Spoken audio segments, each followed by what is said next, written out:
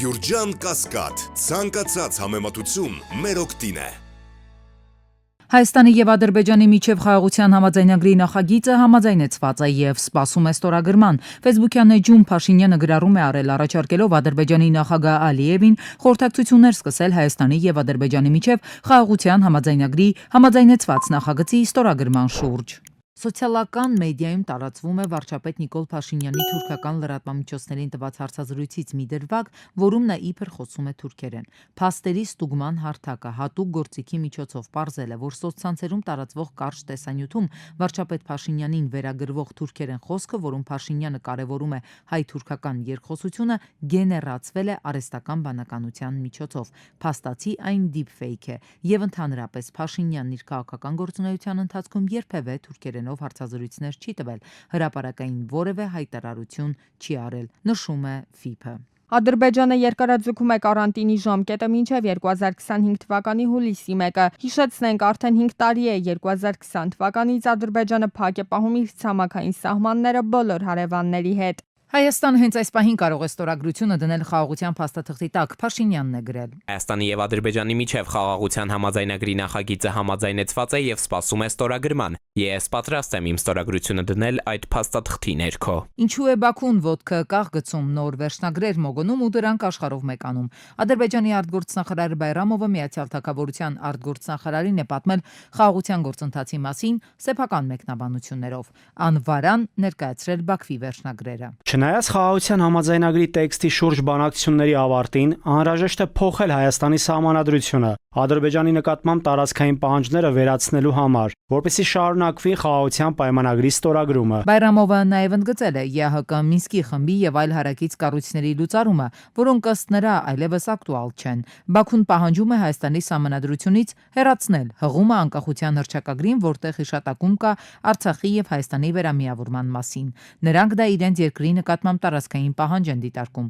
Երևանը մեկ անգամ չէ, որ հայտարարել է, որ տարածքային պահանջներ չունի հարևանների, ներառյալ Ադրբեջանի նկատմամբ։ Հայաստանի արտգործնախարարությունից դարձյալ են հիշեցում անում այդ մասին։ Ընդհակառակը Հայաստանի Հանրապետությունը կարծում է, որ Ադրբեջանի սահմանադրությունն է տարածքային պահանջներ պարունակում Հայաստանի նկատմամբ, բայց նաև կարծում ենք, որ խաղաղության համաձայնագրի համաձայնեցված տեքստը լուծում է այս խնդիրը։ Համաձայնեցված տեքստում ըստ Հայաստանի արտգործնախարարության Երևանն ու Բաքուն փոխադարձաբար ճանաչում են միմյանց տարածքային ամբողջականությունը, միմյանց նկատմամբ չունեն տարածքային պահանջներ։ Ինչու է Բաքուն սահուն շրջանցում այս փաստը, ինչու է համաձայնեցումից հետո էլ Զանգեզուրի միջանցք թմբկահարում, սրում ռազմական հռետորաբանությունը։ Մասնագետները չեն զարմանում, համոզված են, Բաքուն փորձեր է անում առանց կրակելու պոկել առավելագույնը, հնդածս չմոռանալով ռազմական սպառնալիքը։ Հայաստանի Հանրապետությունը, որը 44-օրյա պատերազմից հետո ռազմական բալանսի բացասական կողմն է դարձել, փորձում է ապալեգիտիմացնել Ադրբեջանի կողմից ուժի հնարավոր կիրառումը։ Նրանով է պայմանավորված եղել մի քանի անգամ կատարված զիջումները այն առանցքային պահի, երբ որ Ադրբեջանը մեծացրել է իր կողմից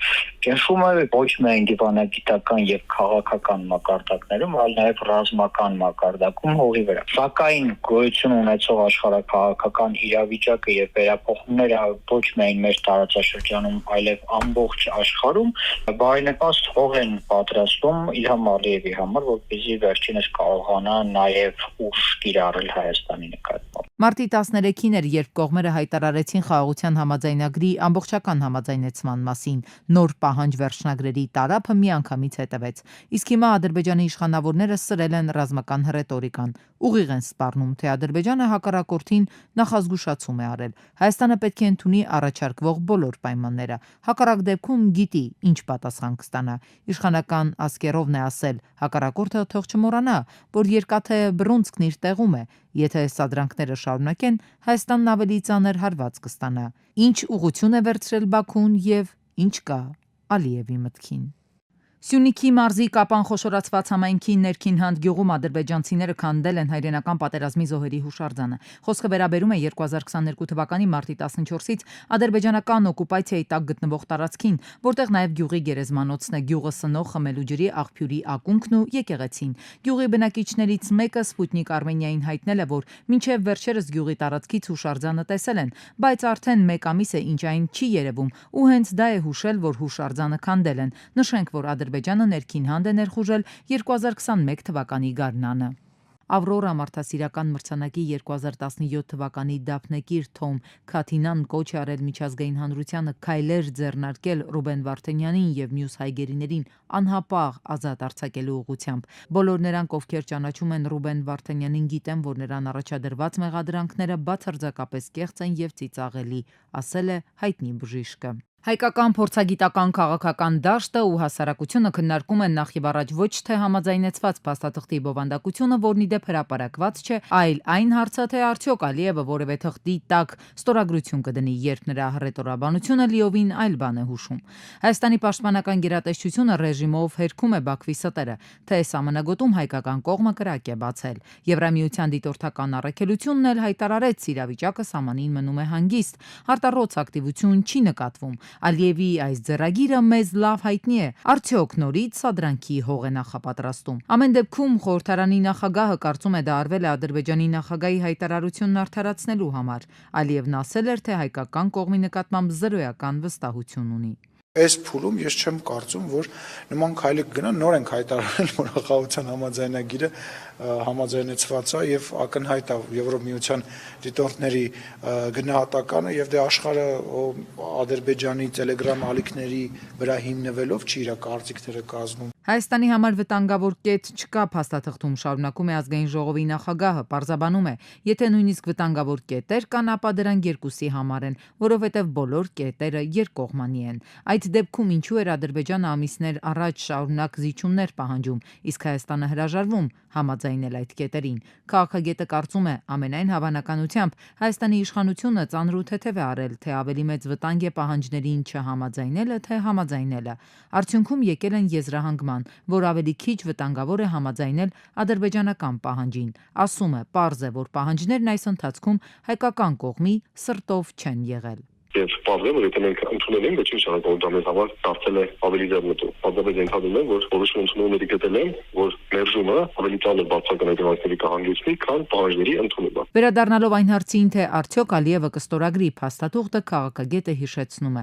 անկախ փաստաթղթի բովանդակության համաձայնեցումից Ադրբեջանը շարունակում է նաև հիմա նախապայմաններ առաջ քաշել։ Մեծ հաշվով երաշխիք չտալով, որ եթե տեքստը համաձայնեցված է, ապա ստորագրումը մոտ է։ Ինչ վերաբերում է սահմանին հայկական սադրանքի մասին կեղծ լուրերին, ապա այստեղ դարձյալ նորություն չկա։ Քաղաքագետը համոզված է, Բաքուն բաց է պահում հավանական ռազմական ագրեսիայի պատուհանը։ Արվում է, որպեսզի ցանկացած բան, երբ Ադրբեջանի քաղաքական որոշում, քաղաքական ղեկավարությունը որոշում ընդունի կամ ինքը հանգի եզրակացության, որ եկել է պահ ռազմական գործողությունների վերսկսման, որպեսզի ֆոնը լինի նպաստավոր գետնի վրա իրական փոփոխություններ չկան։ Այո, մենք ունենք համաձայնեցված հրապարակված տեքստ, բայց բեմի ժամանակ ունենք իրավիճակ, երբ եթե Ադրբեջանը չփոխի իր դիրքորոշումը, ապա այս համաձայնագրի ստորագրումը լավագույն դեպքում հնարավոր է առնվազն 1.5 տարի անց 2026 թվականի երկրորդ կեսին։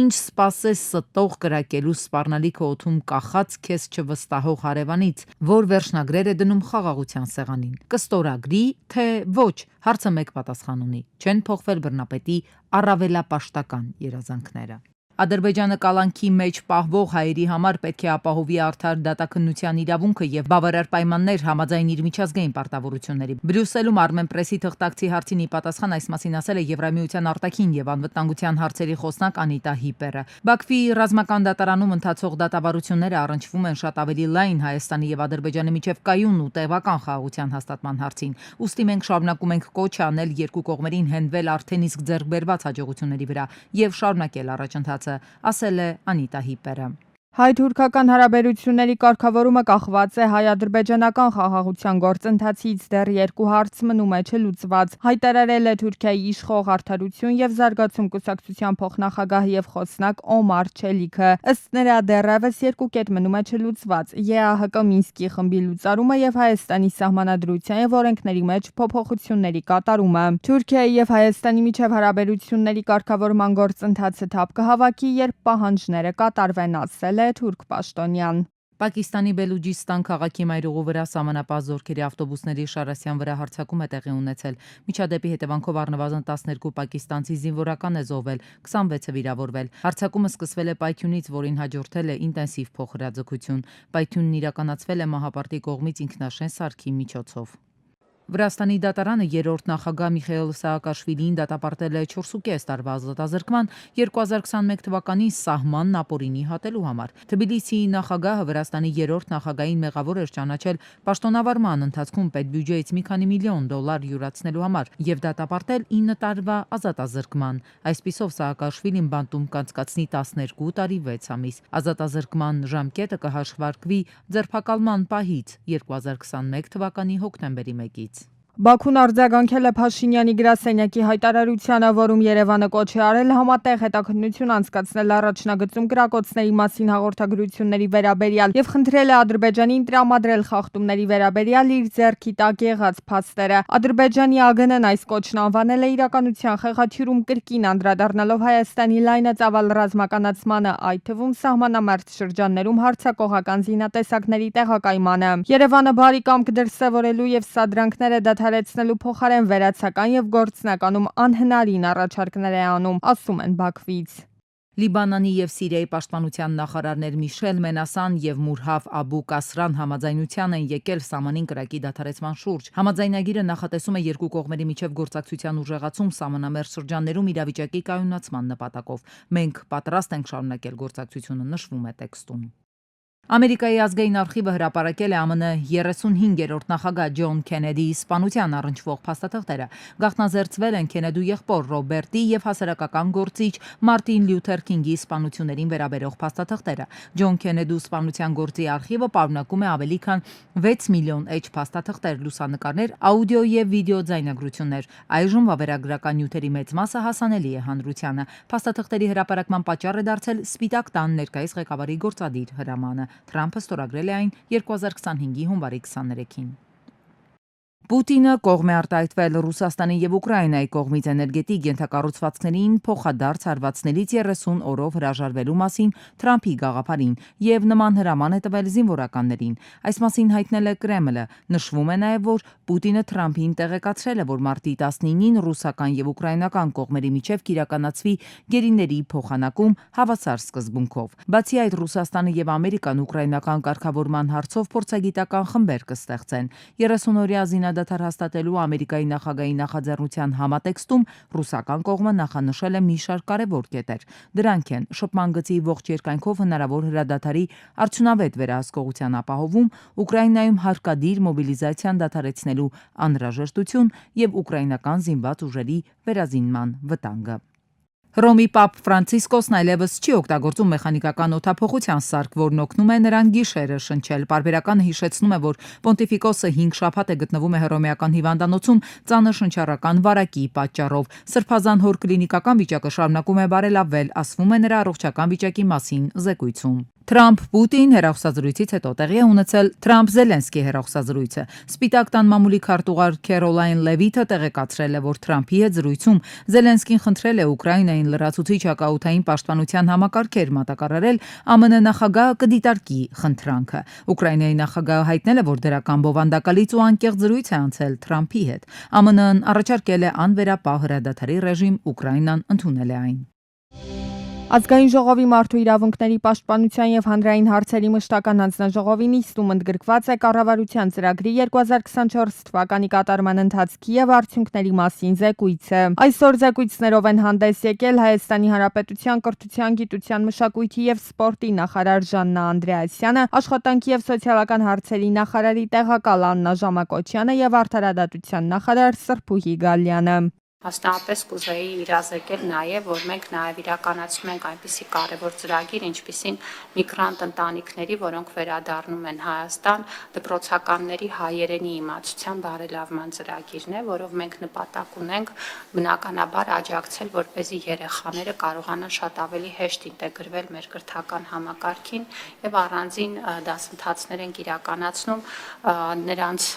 ուրեմն լեզվի իմացության բարելավման ուղղությամբ։ Ջավախցի падգամավոր Շիրակ Թորոսյանը մկեցված ապակիներով Վրաստանից Հայաստան մեքենաներով ուղևորների խնդրին է անդրադարձել։ Ջավախահայերն ու Վրաստանի քաղաքացիներն են դիմել падգամավոր Թորոսյանին դժգոհել մկեցված ապակիներով մեքենաներով Հայաստան մտնելիս նրանց տուգանում են։ Շիրակ Թորոսյանն առաջարկում է, որ այն ժամանակահատվածում, որի ընթացքում Հայաստանում կլինեն ջավախահայերը, նաև Վրաստանի մյուս քաղաքացիները տուգանքներ չկիրառել։ Վրաստանի քաղաքացին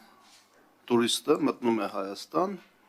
մաքսակետից դուրս է գալիս եւ հաջորդ պահին մեր բարեկը նրան տուգանում է մեկեցված ապակիների համար։ Նրանց հնարավորություն տանք ինչ որ ժամկետ, 1 շաբաթ, 2 շաբաթ, չգիտեմ, որ իրավունք ունենա ժամկետում Հայաստանում գտնվելու։ Ամեն դեպքում կքննարկենք, բայց չեմ կարող նաեւ չնշել, որ գործող կարգավորումներով Հայաստանի Հանրապետությունը պետք է մեր օրենքները գործեն։ Հաջորդ խնդիրը վերաբերում էր էլեկտրական մեքենաների քվոտաներին։ ՔՊԱ-ական падգամավորը հայտնեց, թե դրանց մի հատվածի վաճառքի հնարավորությունը տրվել է դիլերներին, մյուսը մասնավորներին, եւ ստացվել է այնպես, որ դիլերները մեքենաների պատվերներ ունենալու դեպքում դրանք ֆիզիկական անձանց անուններով են ներկրել Հայաստան։ Այսինքն դիլերը ոչ թե օֆիցիալ ներկրում արել, այլ ֆիզանձը, որ դիլերի մեքենայի պատվեր է տվել, հետո այդ մեքենան ձևակերպել են ֆիզանձի անունով եւ հետեւաբար դիլերների քվոտան չի պակասել։ Էկոնոմիկայի նախարարությունում տեղյակ են արդյոք այս մասին, падգամավորները հարցրեցին էկոնոմիկայի նախարարին, ինչ քայլեր են ձեռնարկվում այդ ուղղությամբ։ Պապոյանը վիճակագրական տվյալներ ներկայացրեց, որոնց համաձայն քվոտավորված ոչ թե 5000 մեքենաներ են եղել, այլ ըստ նախարարի խոսքը 3914 մեքենայի մասին է։ Այդքան էլ այդպիսի դեպքեր տենց եթե կանել հազվադեպ են ու եթե հիմա մենք ուսումնասիրում ենք, եթե այդպիսի դեպքեր լինենք, այդ ընկերություններին մենք կզրկենք լիցենզիաներից։ Իրականում 5000 չի եղել, այդ 5000 մեքենաներից 1086-ը արդեն իսկ 24 թվականի դեկտեմբերին եղած եւ այսինքն տեղափոխվածներն են։ Փաստացի 3914 մեքենայի մասին է խոսքը։ Դեպի ԵԱՏՄ թե ԵՄ շուկա, հարցրին էկոնոմիկայի նախարարին։ Պապոյանը արձանագրեց, Հայաստանի կառավարությունը կողմ է դիվերսիֆիկացմանը եւ դա ըստ նրա չի նշանակում, որ Հայաստանը դեմ է ԵԱՏՄ-ին։ Կա թյուր կարծիք, թե ԵԱՏՄ ստանդարտները ավելի ցածր ստանդարտներ են, քան Եվրոպական միության ստանդարտները։ Բացարձակապես այդպես չի։ ԵԱՏՄ-ում շատ բարձր ու շատ բարդ ստանդարտներ են դրված, եւ դա շատ նորմալ ու տրամաբանական է, եւ դա արվել է առաջին հերթին ԵԱՏՄ երկրների տնտեսությունների մրցունակությունը ապահովելու նպատակով։ Բարձր որակ ենք արտադրում, բայց դեռ չեն կարողանում բարձր որակի շատ մեծ արտադրանք թողարկել, այսինքն մեր արտադրողականությունը դեռևս բավարար բարձր մակարդակի վրա չի, տեխնիկական հագեցվածությունը, մասնագիտական որակավորման պակաս ունեն։ Հայաստանին գնողունակ շուկայի անհրաժեշտ, ասում է նախարարը, այդ առումով ըստ նրա եվրոպական շուկան ավելի գնողունակ է, իսկ եվրոպական շուկայից օգտվելու համար Հայաստանն առաջին հերթին պետք է արտադրի բարձր որակի մրցունակ ապրանք։ Միջազգային առևտրային հարաբերությունների աճող լարվածությունն ու աշխարհաքաղաքական խնդիրները իրենց տնտեսական հետևանքներն են ունեցել Հայաստանի ու մեր գործընկեր երկրների վրա։ Հայաստանի Հանրապետության կենտրոնական բանկը հավանական է համարում, որ առաջատար երկրները դեռևս կպահպանեն դրամավարկային խիստ քաղաքականությունը, ուստի Հայաստանի տնտեսության վրա արտաքին թույլ ազդեցություններ նկատելի կլինեն։ Հաշվի առնելով աշխարհաքաղաքական ու դրամավարկային նման պայմանները, գլխավոր դրամատունը որոշել է անփոփոխ թողնել վերաֆինանսավորման տոկոսադրույքը, այն սահմանելով 6.75%։ Կախված հետագա զարգացումներից որոշումները կլինեն adekvat, կարևորը գնաճը պահպանվի 3%-ի սահմաններում։ Մարտի 5-ին Հայաստանի Հանրապետությունը միջազգային կապիտալի շուկայում հաջողությամբ տեղաբաշխեց $750 միլիոն ծավալով 10 տարի մարմանժամկետով եվրապարտատոմսեր, 7.1% եկամտաբերությամբ։ Կենտրոնական բանկի նախագահից հետաքրքրվում են, պարզ ասած, նման տոկոսադրույքը լավ է թե վատ։ Բնականաբար գիտեք, որ կա risk-free տոկոսադրույք, այսինքն ռիսկից զատ տոկոսադրույքը, դա Ամերիկայի նույն ժամկետայնությամբ 10 տարանոց պարտատոմսերի եկամտաբերությունն է, որը այսպայն ճշգրիտ երևի չեմ ասի, բայց 4.3-ի մոտ է։ Այսինքն ամերիկյան պետությունը, Ամերիկայի պետությունը 10 տարանոց պարտքը շուկայից վերցնում է 4.3%-ով տարեկան։ Հայաստանի կառավարությունը այդ պարտքը վերցնում է 7.1-ով, տարբերությունը 2.8% է, որը վերջին ժամանակում դիտված այդ սպրեդի նորմալ չափն է։ Հենց որ այդտեղ որևէ ինչ-որ արտառոց բան չեմ տեսնում։ Բանկերը չեն արձագանքում, թե դանդաղ են արձագանքում կենտրոնական բանկի որոշումներին։ 2023-ի հունիսից երկրի գլխավոր դրամատունը պարբերաբար իջեցրել է վարկերի տոկոսադրույքները, այնինչ առևտրային բանկերում վարկերի տոկոսները շարունակում են բարձր մնալ։ Այսպես մինչև 1 տարի տևողությամբ վարկերի տոկոսները 13.88 են, 1 տարուց ավելի ժամկետով վարկերի դեպքում 15.27։ Աճում են այն տիպի վարկերը, օրինակ սպառողական վարկերը, որոնց տոկոսադրույքները ավելի բարձր են։ Ու քանի որ այդ տիպի վարկերը Հայաստանում տրվում են հայկական դրամով, վերջին մեր օրենսդրական փոփոխությունների արդյունքում բնականաբար միջին կշռված տոկոսադրույքը գնում է վերևի ուղղությամբ։ Ստացվում է վարկերի դեպքում պահանջարկն է ձևավորում առաջարկային, բայց որ կենտրոնական բանկի նախագահը հնարավոր է համարում, որ վարկերի տոկոսադրույքները կնվազեն, բայց միայն այն դեպքում, եթե քաղաքացիների եկամուտն էլ նվազի ու վարկ վերցնելու հետագայում էլ այն մարելու հնարավորություն չունենան։ Մարտին Գալստյանը սակայն նման սցենարը ցանկալի չի համարում։ Միացյալ Նահանգները Ռուսաստանի Դաշնություն վերսկսված բանակցությունների ֆոնին ռուբլին բարելավում է իր դիրքը, փոխարժեքը բարձրացել է, փոխարենը դոլարն է անկում գրանցել, շուկայում ռուբլու եւ դոլարի զարգացման ուղեգիծը դեռևս անորոշ է։ Շատ բաներ կախված են նրանից, թե ինչ որոշումներ կկայացնի էքսցենտրիկ Թրամփը օվկիանոսից այն կողմ։ Ամառային տարեշրջանին ընդառաջ Երևանի կենդանաբանական այգին հնարավորն անում է, որ այցելուներն իրենց սիրելի կենդանիներին արդեն նոր պայմաններում տեսնեն։ Սպիտակ վագրը, ալբան, նոր ազատավանդակ կունենա, գետաձի թայֆուի ազատավանդակն ու լողավազանը արդեն ավելի հարմար կլինեն իրեն։ Զեբրերն արդեն նախորդ տարի կառուցված ազատավանդակում են, գրեթե ավարտին են մոտեցել բորենիանման շների նոր, բոլոր չափորոշիչներին համապատասխանող ազատավանդակը եւ ձմեռանոցը։ Հայաստանի Հանրապետության առողջապահության նախարարության 2021 թվականի հուլիսի 28-ի համար 56 հրամանով հաստատված հիմնական դեղերի ցանկում առկա է շուրջ 542 անվանում դեղ։ Ուսումնասիրելով այդ ցանկը եւ համեմատելով Հայաստանի դեղերի գրանցման գրանցամատյանի հետ արձանագրվել է, որ հիմնական դեղերի ցանկի շուրջ 236 անվանում դեղերը գրանցված չեն Հայաստանում, այսինքն այդ 236 անվանում դեղերը առնվազն չեն շրջանառվում Հայաստանում։ Այս մասին հայտնել է անկախ դեղատների ասոցիացիան։ Լաս Վեգասի դատարանը մերժել է ԴՕԿ ղեկավար Վարդան Ղուկասյանին կալանքից անհապաղ ազատ արձակելու փաստաբանների միջնորդությունը։ Նա կմնա ազատության մեջ։ Այս մասին ազատությանը հայտնել է նրա փաստաբան Լևոն Բաղդասարյանը, ընդգծելով, թե միանշանակ բողոքարկելու են որոշումը։ Փաստաբանը նաև հայտնել է, որ այս դատական ակտը կապ չունի Վարդան Ղուկասյանի արտահանձնման հետ, տվյալ գործով դատական լսումները շարունակվում են։ Մարտի 19-ի 36-ամյա գորը Volkswagen Passat-ով Չայնի ոլորանների սկզբնամասում դուրս է եկել երթևեկելի գոտուց մոտ 70 մետր գլորվելով բախվել քարերին, հայտնվել ձորում։ Վարորդը տեղում մահացել է։ Նրան ոստիկանչության բարեկային ծառայության Կոտայքի մարզի գումարտակի 2-րդ վաշտի առաջին դասակի պարեկներն են հայտնաբերել մեքենայից դուրս։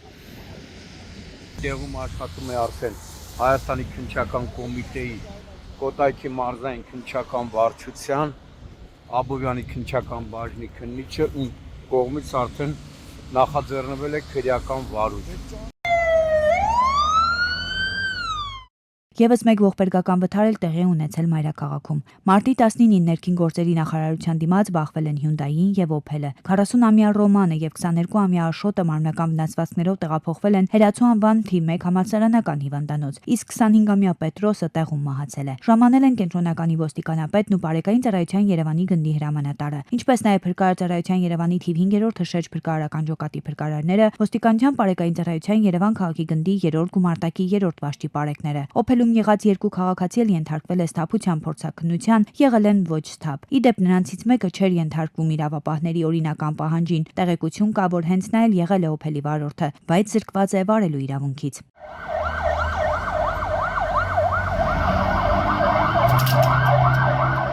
Դեպքի վայր են ժամանել Հայաստանի քննչական կոմիտեի Երևան քաղաքի քննչական վարչության ճանապարհատրանսպորտային անցագործությունների քննության բաժնի քննիչները բաժնի պետի պաշտոնակատար Արտուր Ադամյանի, բաժնի պետի տեղակալ Գրիգոր Ավետիսյանի եւ օրվա հերթապատկնիչի գլխավորությամբ։ Նույն օրը մեկ այլ ողբերգական վթար տեղի է ունեցել Արմավիրի մարզում։ 34-ամյա Վազգենը Opel Astra-ով աղավնատուն վարչական բնակավայրի տարածքում դուրս է եկել երթևեկելի գոտուց բախվել հողաթմբերին գողաշրջված հայտնվել ծառի մոտ։ Վարորդը, նրա ուղևորներ 38-ամյա Կարենն ու 16-ամյա Հովանեսը տեղափոխվել են հիվանդանոց, սակայն ճանապարհին Կարենը գիտակցության չգալով մահացել է։ Ըստ տեղեկությունների մահացածը վիրավոր երիտասարդի հայրն էր։ Իդեպ վարորդը սթափ չի եղել, ունեցել է խմացության ամենաբարձր աստիճան, հաշվառված է եղել նարկոդիսպանսերում։ Ժամանել են փրկարարության վաղաշաբաթի հրշեջ փրկարարական ջոկատի հրշեջ փրկարարները, ոստիկանության բարեկային ծառայության Արմավիրի մարզի գումարտակի 2-րդ վաշտի պարեկները։ Փրկարարները հոսանքազրկել են ավտոմեքենան, փակել գազաբալոնը, քանի որ գազի արտահոսք է սկսվել եւ տեղում իրականացրել են հերթապահություն։ Մարտի 18-ին Մասիս քաղաքի հանրապետության եւ Երևանյան փողոցների խաչմերուկում բախվել են փրկարարծարայության Մասիսի հրշեջ փրկարարական ջոկատի հաշվեկշռում հաշվառված Իսուզուն եւ Գազելը։ 6 հոգի տեղափոխվել են Մասիս բժշկական կենտրոն։ Վիրավորներին առաջին օգնության են հասել քաղաքացիները, Մասիսի հրշեջ փրկարարները։ Օպերատիվ են գործել Մասիսի շտապօգնության բժիշկների հերթապահ խումբը։ Տեղում էին փրկարարծարայության տնօրեն Կամո Ցուցուլյանը, ոստիկանության Պարեկային ծառայության Արարատի մարզի գումարտակի առաջին վաշտի 2-րդ դասակի պարեկները։ Հավաքվածներն էլ նշել են, որ հրշեջ մեքենայի ձայնային ազդանշանները միացված են եղել։ Նրանք երթևեկել են կանաչ լույսով։ Դեպքի վայրում հավաքված մի քանի քաղաքացիներ, ովքեր հրաժարվեցին տեսախցիկի առաջ խոսել, ասում էին. նկատեցինք, որ MÇ-ի ավտոմեքենան լուսաձայնային ազդանշանները միացրած կանաչի տակով անցավ։ Չգիտեմ թե որտեղից Գազելը հայտնվեց նրա առաջ եւ տեղի ունեցավ բախում։ Չգիտես ինչու մեզ մոտ